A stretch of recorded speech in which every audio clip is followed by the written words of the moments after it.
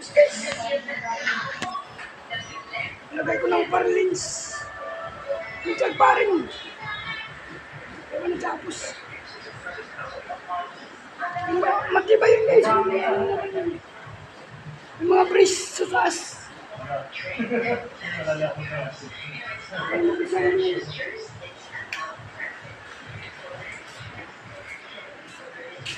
Ako lang mag-isa guys, wala akong kasama eh. Oh. Ito yung kabitan natin ng ano. Kabitan natin ng isabi. Yan yung ating mga plywood. Oh. Kumplito, 10 piraso yan guys. Ayun, kabitan natin ng ano to. Ako lang mag-isa, mahirap. Mag-isa. Hindi pumasok yung kasama ko eh. Matibay naman guys, di ba? Oh, may ano yan eh. May brace. Hindi pa nga lang tapos. Malangalian muna tayo guys. Ang iwan ko na itong mga gamit ko rito. Marami pa naman tayo ano. Minsan parents. Ang iba dyan gagawin, gamitin pa doon sa kabila. Ayan, kwarto na yan. Ayan, gamitin. Yan natin gamitin. Ito kasi, may ano na yan.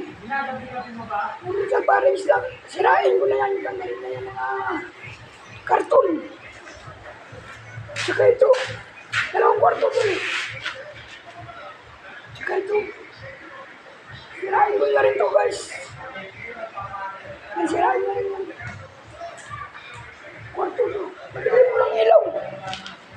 Walang ilaw. Ano ba to? Ako rin mag-wiring dito guys. Wiringan ko rito. Ako din mag-wiring nito. Ito yung lababo nila. Ito yung CR. Dami pang gagawin.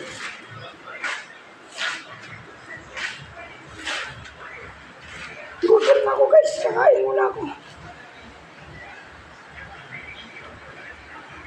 Hindi ko pa nga natapos doon sa kabilang bahay.